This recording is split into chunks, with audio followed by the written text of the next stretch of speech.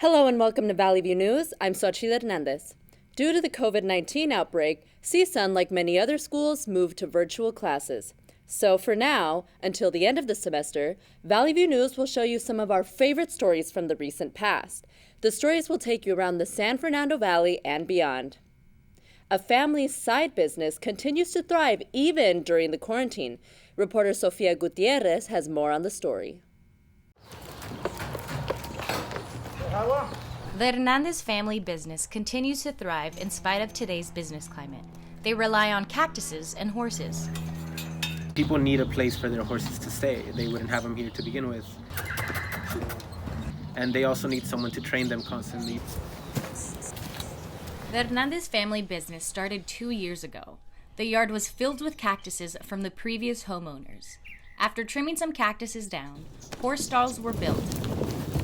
People began bringing their horses for training, and cactus buyers started coming as well. I started without knowing I had a business here. I was thinking about throwing the cactus out, but now instead of throwing them, I want to grow them. Training horses and selling cactuses is a side hustle for the family.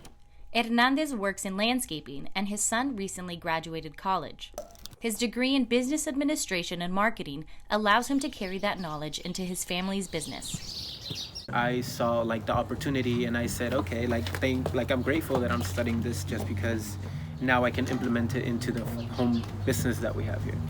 Many jobs considered non-essential have been jeopardized due to COVID-19. However, this family-owned business continues to keep business flowing. For Valley View News, reporting from Silmar, California, I'm Sofia Gutierrez. In honor of Women's History Month, Art FONFA presented its second annual Women's Her Story art exhibition. I actually got really interested in working with other artists. Haley FONFA created the exhibition. She wanted a place that supports and empowers female artists, where every single artist gets equal opportunity and equal exposure. It featured different mediums and live performances by dozens of female artists. What started off as a small event soon saw hundreds of people interacting with artists. Artists got a chance to show their art and meet other LA artists. I've already met a couple people here years ago, and it kind of just becomes this group on social media, and you just talk about art and hear about art shows, and you just kind of get hooked into this circle of LA artists. The exhibit wanted non-artists to create their own art. People could also buy any piece that grabbed their fancy. Oh yes, honey, I love it. Some people thought it was nice to see artists with new perspectives. They got to see new art before it becomes mainstream. Others say they enjoy the show because of its contagious energy. Creativity, beyond. The energy is insane. They've made Her Story through their own artistic achievements. Her Story art exhibition is the place to be if you want to see or showcase all forms of unique art. Reporting from Los Angeles, Gianni Navarro, Valley View News. I think I got a little baby on here too. Sports fishing is a thriving business with a $4.6 billion impact on California and employs over 33,000 people. But is it good for the environment? Absolutely, because there's a limit on fish that you catch. But a study in Scientific Reports shows that 46% of trash accumulated by the Great Pacific Garbage Patch comes from fishing gear. Channel Island sport fishing captain Don ROWELL says independent anglers aren't to blame. There's a lot of conservation efforts that are paid for by fishing licenses, by sale of tackle, by our association. About 40 miles away, as the pelican flies, is environmental researcher Sean Anderson. He says positive ecological change will occur once people become active in collecting data. He says the more people go fishing, the more people will learn about the environment. I really, really hope people get out and about and do stuff. Part of that means go fishing. One of those people trying deep sea fishing for the first time was 30-year-old Marvin Oriana. Oriana on his first try reeled in a 5-pound, 10-ounce lingcod, the biggest fish on the boat, an experience he wanted to share with his father. I think he will be absolutely stoked to see the fish I was able to catch on my first time out. Whether it's catching fish or collecting data, the ocean is a much safer place for all inhabitants when sportsmen and scientists are working together. From off the coast of Oxnard, California, I'm Ethan Hansen, Valley View News. Birmingham forward Noel Ortega has never taken the easy road to success. A path forged through endless hours of dedication on the field and in the classroom. This season, Ortega scored 25 goals and racked up 14 assists for Birmingham while maintaining a 3.5 grade point average. It was good enough to earn him a scholarship to Cornell University. Said with all the emotions that have been going on like these past couple months, it just taught me to appreciate everything I have. Just make the best out of everything that I have right now and as I move forward in life. Birmingham coach E.B. Madhoff first saw Ortega as a freshman. The focus that he has, determination, and he's such a humble kid on top of all that. He just does his job wherever he's at, and that just speaks volumes about his character. Ortega began playing soccer in elementary school when he met Julia Vigueras. This season, Vigueras was named co-captain with Ortega. I never thought we'd make this far. Now we're seniors, have for classes, and now we're both captains on this team, and we're helping each other out. The work by Ortega and his team culminated in Birmingham winning the CIF LA City section title. It was done while keeping his grades up and maintaining a part-time job at In-N-Out to support his family. Since preschool, he has been very disciplined, dedicated, and studious. No matter what life throws at him, Ortega always keeps his balance through school, work, and on the soccer pitch. From Birmingham High School in Van Nuys, I'm Ethan Hansen. Coach Sean Kalani has a soft voice, Box him out and get the rebound. but her intensity is clear. I want to be around the game.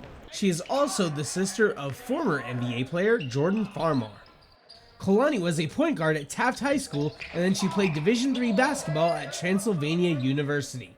After working as an assistant for the Los Angeles Lakers, she returned to her alma mater as an assistant to put what she learned in the NBA to the test. She's been a great coach for us this year, coming back, really just helping out, teaching new techniques, showing us all things that are really useful for us in games. She got a warm reception when she returned to Taft, but that didn't mean some players didn't challenge their new coach. Senior Brandon Wilson said Kalani held her own and beat her young critics in three-point contests. A couple guys thought she was just here. She never really had no experience, and she had to shoot him out of the gym really quick. She shot him out of the gym real quick. How quick?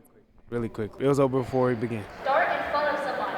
When they see that somebody knows what they're talking about, they listen. And so it's been a great experience, and I can't really can't complain about anything. Sean Kalani has shown that gender does not matter, just leadership and knowledge. From John Furlong Gymnasium in Woodland Hills, I'm Ethan Hansen, Valley View News. 6 weeks of rain has taken a lot of trash from LA's streets into the gutters. Clearly marked no dumping, yet a lot of trash still ends up here at Santa Monica Beach. We get an inch of rain in LA, that's about 10 billion gallons of water that rushes from the upper watershed into our storm drains and creeks and straight out to the ocean. The SURFRIDER Foundation brings volunteers together several times a month to clean up the mess. Nearby at Heal the Bay Aquarium, Director JENNA says ocean wildlife, including fish and birds, eat the trash that ends up here. There are estimates that about 100,000 marine mammals and about 1 million seabirds are killed every single year. Back at the beach, volunteers dump the trash they've collected into one large pile. They sort items they'll reuse, recycle, or throw away. But volunteers and staff leaders say the solution isn't how much they clean up, but how you consume products. And see how they can maybe cut out some of the things that they're using from things that they might be seeing in their communities and on our beaches. While there are many beach cleanups going on to protect our ocean wildlife and our beaches, volunteers say that banning the use of single-use products is the way to go. Reporting in Santa Monica for Valley View News, I'm Angela Rose. Migrants of the caravan have traveled thousands of miles to claim asylum in the U.S., but have been placed in 2 shelters in Tijuana. At first, there was only one shelter, but rain and sickness led migrants to move to a second shelter, 11 miles away from the border. McLaren Hero says migrants at the second shelter rely on activities and work to help distract themselves from their situation. They'll play card games, they'll start playing soccer, they'll walk around picking up trash, and they'll try to help authorities grab supplies they need. Here at the first shelter, which is right next to the border, there are less activities for people to do in order to help cope with their situation. But they do feel like they are one step closer to claiming asylum and having a brighter future. Bessie Yolandi is a mother who traveled from Honduras with her son. What am I going to do? How am I going to go back? We are too far now. Whether it be poor living conditions, sickness, or hunger, migrants say nothing will make them give up hope.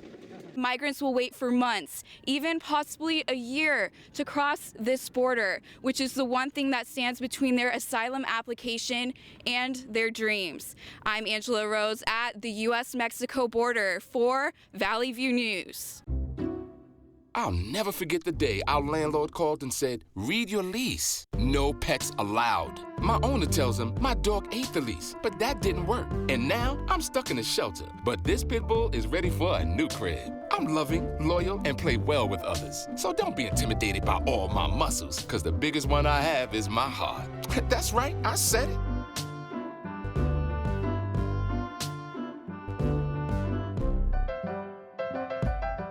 There is no crisis, and you're not gonna get any $5 billion.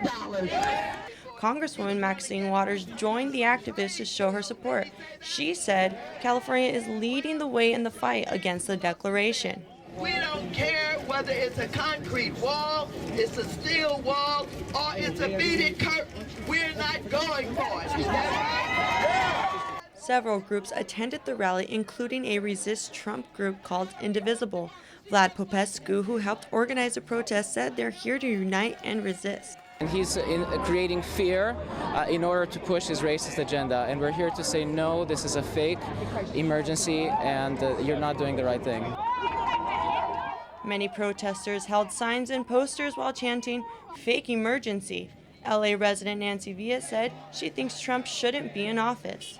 Congress holds the purse strings. He couldn't get what he wanted, and he decided to declare this national emergency. I'm hoping it'll go through the courts and they'll make it right. California is one of 15 states, including Colorado and New Mexico, who are filing a lawsuit against President Trump's declaration. In downtown LA, I'm Samantha Rodriguez for Valley View News. Lake Elsinore is experiencing its first super bloom in many years. Orange poppies fill the hillsides. The super bloom is a popular tourist attraction. Hundreds of people are visiting the trails. It's also the perfect place to take pictures. I think that's what everyone's doing. I'm looking around, everyone's just like snapping. Ernie Malero drove 2 hours to get the perfect shot. It was awesome. While many visitors were taking pictures of the flowers, some did yoga with the flowers. Others just admired them. Illustrator Scott Brazy says he came to the super bloom to paint the poppies. He says this is a rare occasion. I get a chance to see like a natural phenomenon like this in person and then record it. You know, how not just what it looks like through a picture, but like how I see it and how I feel about it is just like a special moment, I think. Visitors are also seeing painted ladies flying through the hillsides of Walker Canyon. Yeah, that's an extra special treat. Michelle Salmon and Gary Lynch say the migration of butterflies is what makes this super bloom special. I've lived here my whole life, which is a long time. I'm getting old, and I've never seen that, so it's really nice. As you can see, there are millions of poppies throughout the hills. The super bloom has attracted hundreds of people all over Southern California to visit the famous flowers. In Lake Elsinore, I'm Samantha Rodriguez for Valley View News. Horse racing in the United States dates back to the 17th century.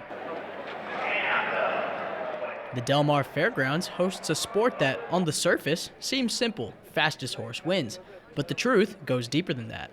You got to figure out what strategy to go into every race, really. Where the horses are going to be during the race and where I want to be and where I think I need to move. Jockeys prepare physically by maintaining a preferred weight. Strategically, their preparation for each race changes often. Every horse is different, and you got to ride them that way.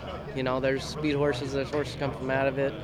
You know, the distances change every day, every race. Picking the right horse is a gamble. They have a short window to meet expectations.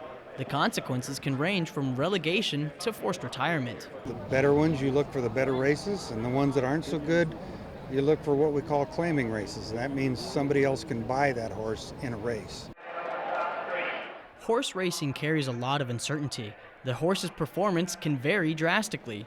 That's why their owners and trainers put their stock on the riders. The riders here in Southern California are the best in the world. So they can get on. Sometimes the best thing is for them not to know and just get on and ride.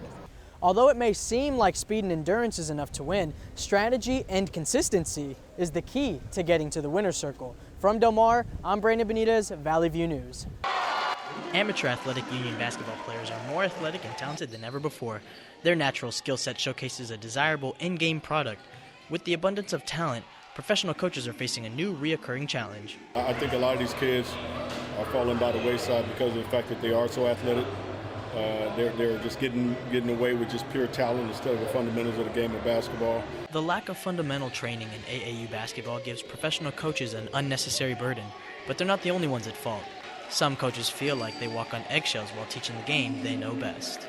There's no rules, so if an AAU guy doesn't like what you say to him, or if you try to coach him too much, he'll just say, hey, I'm going to another team. Correcting this issue may be tough for these young athletes. AAU coaches are hoping parents can embrace traditional basketball development methods. Say, this is what the coach is saying or doing, then the parents should say, well, that's what you have to do. Despite its weaknesses, AAU teams remain as the top option for youth basketball players to grow individually and as a team. I think AAU ball gives the guys a lot of visibility. Obviously the rules are set up so that, college coaches can come watch these games. So I think it's very necessary. If coaches, players, and the parents can never get on the same page, maybe one day we'll see some change. From Northridge, I'm Brandon Benitez, Valley View News. 2015 state records ruled Devonshire and Reseda the most dangerous intersection in the state of California. Commanding officer of LAPD's Valley Traffic Division, Andrew NEIMAN, says serious injuries have been reported due to accidents near this intersection. Somebody went to the hospital for lacerations, stitches, broken bones. John APIKIAN manages this car wash near the intersection. People coming down the hill, coming so fast, trying to beat the light. When people are trying to turn on orange, they smack into each other. Recently, driver BASSAM SHAKTAH was a victim of a crash near the intersection and says everything happened so quickly. Then as soon as I crossed the light, traffic halted around where the Honey Bake building is, and I had to slam my brakes because someone else slammed the brakes in front of me, but the guy behind me was going down this hill way too fast. On a different day at the same intersection, I had a guy on a motorcycle that flew and landed almost in my car wash. While the intersection might be one of the most dangerous in the state of California, law enforcement says drivers need to do their part and limit distractions like using a cell phone while driving. They're distracted because of either loud music, their cell phones, and so those are behaviors that really we need to fix. The cell phone law in California went into effect in January of 2017, prohibiting drivers from holding any electronic device while driving. Police say remember to buckle up and put down that cell phone. I'm Cameron Parrish in Northridge for Valley View News. The sound of clippers is not the only thing you'll hear when going to the barber. Perhaps you might also hear the sound of people saying cheers. Since the first of the year, a new bill was approved by Governor Jerry Brown allowing barbershops to serve beer without an alcohol license. Customers Lorenzo Patricio and Brian Michelson say they enjoy this new perk at the barber. You come in here, you get pampered. A beer is a nice touch, because what guy doesn't want a beer while they get a haircut? I come here and kind of just relax in the chair, drink a beer, get my hair cut. It is nice, Daniel Tanner, the manager of Bolt Barbers in downtown Los Angeles, says he thinks serving alcohol is not a bad idea either. I think it's great. The way we look at the barber shop here at Bolt is it's more of a man cave. It's more like having a room in your house where you and your friends can hang out, have a drink. Nowadays, going to the barber shop is a social experience. However, there are some concerns. Barber Brandon Rivas shares his opinion. A limit should be into the maybe like 2 drinks if you want, but it might affect the person. You don't know if they can drive off, cause an accident or something. According to the law, barbershops can only serve 12 ounces of beer or 6 ounces of wine by the glass per client. The beer and wine may only be served during business hours and no later than 10 at night. The goal is to keep people safe when leaving the barber, making sure no one has had too much to drink before they hit the road again. I'm Cameron Parrish in downtown Los Angeles for Valley View News. Maybe you can make retirement happen. After all, you made her college years happen. Opening that education savings account when she was little. Spearheading a campus tour. And another, and another, and another, and another. Bam! Deciphering financial aid. She was like, what? But now she's like, you aced planning for college. Now get the tips you need to get on track at aceyourretirement.org. For some, this may be the hallway to success. These people want to be what the media industry calls content creators. They'll make films, music, and other things. They're volunteering for an organization called NALIP in Culver City. The project's director is Liliana Espinosa. We have the necessary resources to increase what we're already doing, which is developing that pipeline of talent. NALIP puts together annual programs to promote, discover, and inspire content creators. The current project, a conference in West Hollywood. The Diverse Women in Media Forum is an annual event that hopes to put women of diverse backgrounds on and behind the camera. The one-day event brought together women of many backgrounds to meet and empower each other. Sienta Huerta McCrown flew in from Texas. I'm trying to hear from professionals, their point of view and their tips on this path that I'm trying to take and to learn from them. The Diverse Women in Media Forum nurtured the fire women have within. There's not a space like this anywhere else, so I feel like being able to hold a space for us here is super important. Men were here too. A lot of times you have a passion, you're driven to do something, and you get that one little wall, and then you say, I'm done. So an organization like this that I've understood, it helps you pass that wall and jump the next one and go over it. This fit in with what the NALIP organizers had in mind. In the next few years, we want to make sure that inclusion is equally represented across all media platforms. In West Hollywood, I'm Yaris of Tapia reporting. Immigrant, radio personality, and motivational speaker. He's the man in the middle here, Edgar Sotelo. He is one of many Latinos who immigrated to the U.S. illegally. He was 5 years old. My parents told me that we were going to come meet Mickey Mouse. And I was like, I'm down, let's go, vámonos, right? So the only mouse I met was the one living in the garage with us. Through all the hurdles, Edgar received a bachelor's from Cal Poly Pomona and a master's from Azusa University. He took the leap to move to New York and do English radio. Not a lot of Latinos. Definitely had been no Mexicano to do a top 40 radio show in English in New York before. And it was like, let's open up this path.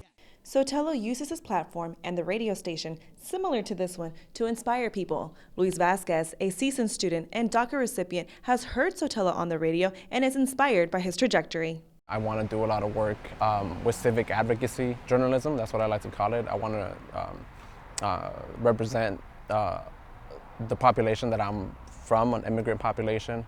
I want to advocate for them through journalism. I want to use my platform to fight for people's rights.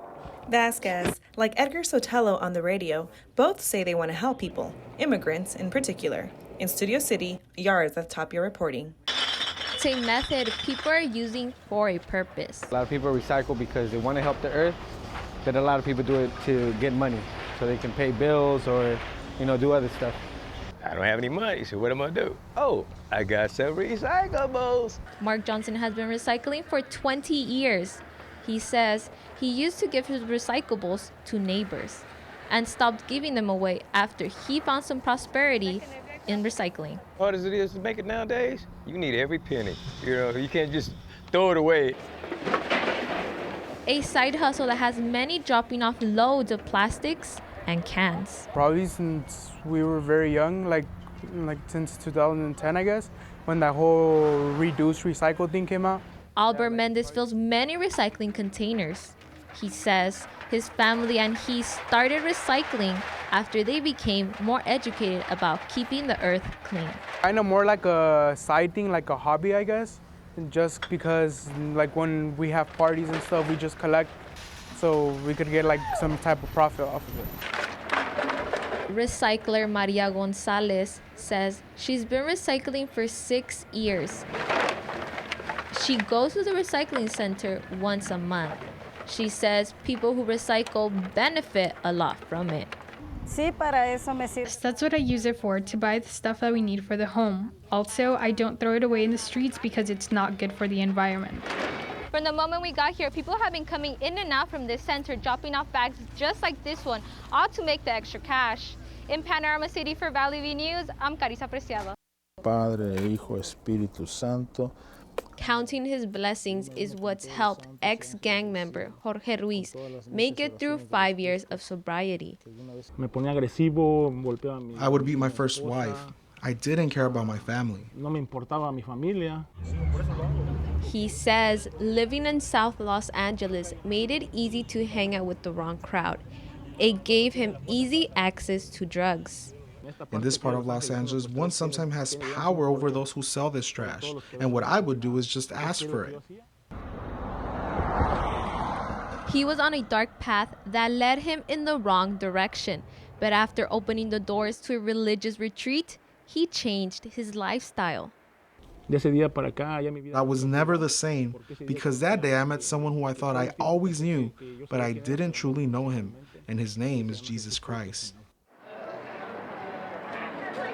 Ruiz now attends church with many law-abiding citizens.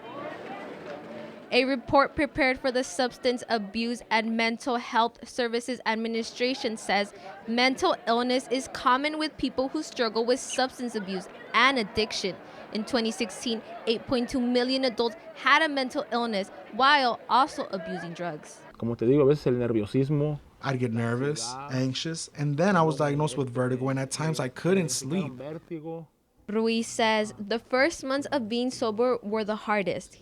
He credits God for giving him strength and being by his side when he needed help. I say that if it was up to me, I'd still be doing the same thing. But because of him, I know that I don't want to go back to the same old stuff because I know it's a way of letting him down, and I don't want to let him down. Ruiz says he wants to help other people who are struggling with substance abuse find their way to sobriety through religion. In South Los Angeles for Valley View News, I'm Carissa Preciado. Thank you for joining us on our special Valley View News program. We replayed some of the best stories done by Valley View News reporters in the recent past. The COVID-19 crisis has forced us, like many others, to make adjustments to our daily routines. Thank you for watching Valley View News. I'm Xochitl Hernandez. See you next time.